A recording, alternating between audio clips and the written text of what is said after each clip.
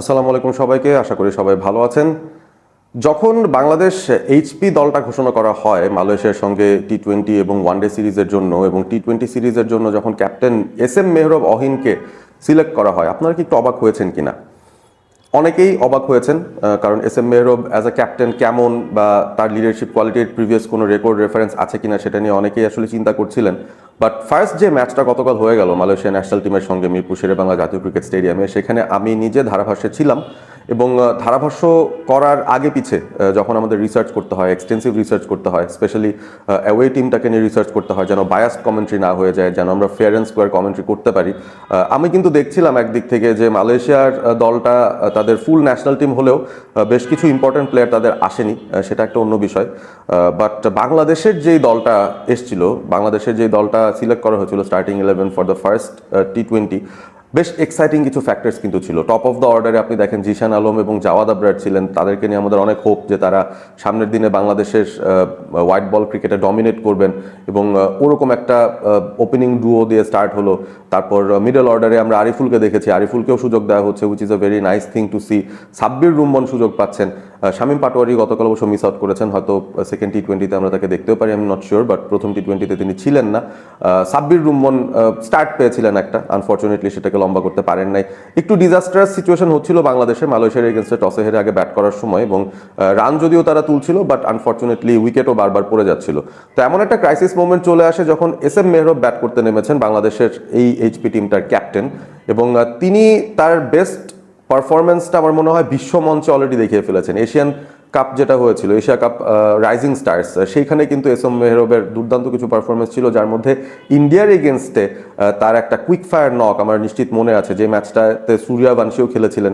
ওই ম্যাচটাতে কিন্তু বাংলাদেশ ইন্ডিয়াকে হারিয়ে দেয় সুপার ওভারে, সেখানে রিপন মণ্ডলও একটা ফ্যান্টাস্টিক সুপার ওভার বল করেছিলেন, যেখানে 0 রানে ইন্ডিয়াকে অল আউট করে দিয়েছিল বাংলাদেশ, এবং সেই ম্যাচটা বাংলাদেশ জিতে ফাইনালে চলে যায়।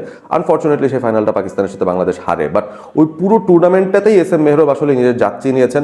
তার আগে বিপিএল এর সিজনগুলোতেও তিনি টি-20তে কতটা এফেক্টিভ হতে পারেন তার ডানহাতি অফ স্পিন এবং লেফট হ্যান্ডেড ব্যাটিং দিয়ে, সেটা কিন্তু প্রুভ করে দিয়েছেন। সো এস এম মেহরব আগে যেটা ছিলেন 2 বছর আগেও, আমি যদি দুর্বার রাজশাহীতে এস এম মেহরবের কথা চিন্তা করি এবং এখনের এস এম মেহরবের কথা চিন্তা করি, অহিন হ্যাজ ডেভেলপড আ লট, এবং গতকাল সেটার অনেক লক্ষণ আমরা দেখেছি, শুধুমাত্র তার ওভারঅল পারফরমেন্সে না, কারণ তিনি কিন্তু man of the match performance দিয়েছেন। যারা ম্যাচটা দেখেছেন তারা জানেন, দল বিপদে থাকার সময় এস এম মেহরব নামলেন, 22 বল থেকে 40 রানের একটা নক খেললেন, সেখানে পেসারদের স্পিনারদের ইকুয়ালি তিনি মেরেছেন, এবং তার বিগ হিটিং অ্যাবিলিটির ঝলক দেখিয়েছেন, পাওয়ার হিটিং দেখিয়েছেন, ছক্কা হাঁকিয়েছেন, ইন্টেলিজেন্ট ব্যাটিংয়ের ঝলক দেখিয়েছেন, পেস ইউজ করে পেছন দিয়ে তার সুইপ শটসগুলো, রিভার্সগুলো খেলার চেষ্টা করা, এই বিষয়গুলো কিন্তু আমরা দেখেছি। সো তার ব্যাটিংয়ের যেই এলিমেন্টগুলো আমরা ইন্ডিয়ার এগেনস্টেও দেখেছিলাম রাইজিং স্টার্স এশিয়া কাপে, সেই ঝলকটা কিন্তু আরও একবার আমরা গতকাল মাঠে দেখলাম মালয়েশিয়ার এগেনস্টে, এবং as a captain with extra responsibility তিনি এই কাজটা এত দারুণভাবে করেছেন, দেখেই ভালো লেগেছে যে এস এম মেহরব ব্যাট হাতে কি করতে পারেন সেটা প্রমাণটা রাখলেন। একটু ডিসঅ্যাপয়েন্টেড ছিলাম তাকে নিয়ে যে ডিপিএলে যেই লেভেলের পারফরমেন্স তার কাছ থেকে এক্সপেক্টেড, হয়তো সেরকম অপরচুনিটি কিংবা সুযোগ তিনি করতে পারেননি। বাট এই অপরচুনিটিটা তার মনে হয় 2 হাতে লুফে নিতে হবে, কারণ এই এস এম মেহরব, তার মধ্যে একটা বিরাট পোটেনশিয়াল আছে একজন প্রপার অলরাউন্ডার হওয়ার, এবং তার লিডারশিপ কোয়ালিটিরও বেশ কিছু ভালো এক্সাম্পল কিন্তু আমরা গতকাল দেখেছি।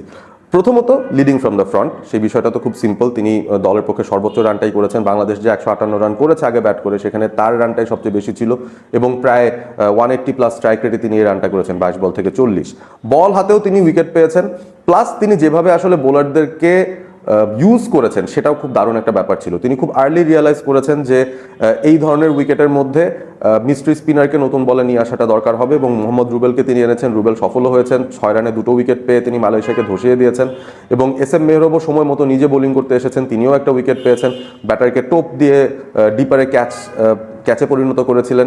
প্লাস তার বোলিং পরিবর্তনগুলো, ফর এক্সাম্পল আব্দুল গাফফার সাকলাইন এবং আবু হায়দার রনি, এবং সেই সাথে আরও একজন পেসার ছিলেন, মানে আমাদের 3জন পেস বোলার গতকাল কিন্তু বোলিং করেছেন আমাদের এইচপি টিমের জন্য, এবং মৃত্যুঞ্জয়, এই 3জন, মৃত্যুঞ্জয়, আবু হায়দার রনি এবং আব্দুল গাফফার সাকলাইন। রনি তো প্রথম বলে উইকেট পেয়ে গিয়েছিলেন, he made a very good start.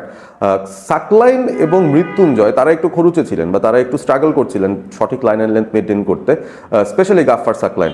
But তাকে কিন্তু তারপরও তার কোটা শেষ করার অপরচুনিটিটা দিয়েছেন এস এম মেহরব। অর্থাৎ তিনি জানেন যে স্পিনারদের এগেনস্টে, যেমন রুবেলের এগেনস্টে কিংবা মেহরবের এগেনস্টে কিংবা রাকিবের এগেনস্টে মালয়েশিয়ান ব্যাটাররা স্ট্রাগল করছেন, চাইলে কিন্তু ম্যাচটা অনেক আর্লি এন্ড আপ করে দেওয়া যায় বাই পুশিং দেম, যেহেতু তাদের এগেনস্টেই বা স্পিনারদের এগেনস্টেই বেশি স্ট্রাগল করছে মালয়েশিয়া।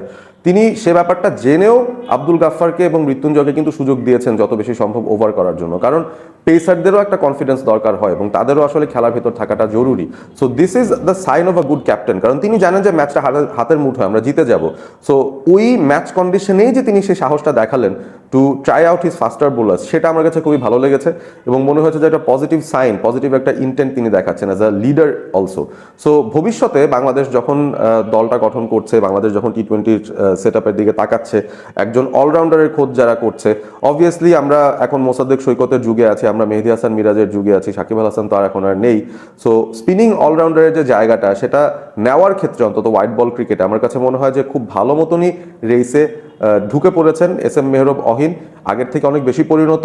আগে আমরা শুধু মাঝে মধ্যে তার বোলিংয়ের স্কিল দেখতাম, তার ফিল্ডিং স্কিল দেখতাম। Oh by the way, he is one of the best fielders in the set up as well. S M Mehrab তিনি বেস্ট ফিল্ডার অ্যাওয়ার্ডও কিন্তু জিতেছেন এনসিএল টি-20-তে এক আসর আগেই। সো ওভারঅল আমার কাছে মনে হয় যে is a very very good package এবং সামনের দিনগুলোতে বাংলাদেশ যে স্পিনিং অলরাউন্ডারের খোঁজ করছে, যিনি লিডারশিপ কোরেরও অংশ হতে পারেন, যিনি একজন লিডারও হতে পারেন, সেই লক্ষণগুলো কিন্তু আমরা এস এম মেহরব অহিনের কাছ থেকে অলরেডি দেখতে পাচ্ছি, উইচ ইজ ভেরি এনকারেজিং। মালয়েশিয়ার সঙ্গে বাংলাদেশের দ্বিতীয় টি-20 ম্যাচটা আগামীকাল হবে, নিশ্চয়ই সেই ম্যাচটার দিকেও আমরা লক্ষ্য রাখবো। আমরা দেখার চেষ্টা করব যে ভুলগুলো বাংলাদেশ গত ম্যাচে করেছে তার থেকে কতটুকু শিখতে পারে, এবং এস এম মেহরব পার্টিকুলারলি তিনি তার ইন্ডিভিজুয়াল পারফরমেন্স এবং তার ক্যাপ্টেন্সিতে আরও কোনো সাইন্স আমাদের দেখাতে পারেন কিনা that he is almost ready to be in the national team. Comment করে জানিয়ে দিবেন এস এম মেহরবকে নিয়ে আপনাদের মতামত, কি মনে হয়, is he under rated, is he over rated, তার ট্যালেন্টের লেভেলটা আসলে কতটুক বা সিলিংটা কতটুক, সেটাও আপনারা কমেন্ট করে জানিয়ে দেবেন। ভালো থাকবেন সবাই, সাবস্ক্রাইব করবেন অল স্পোর্ট এবিপি।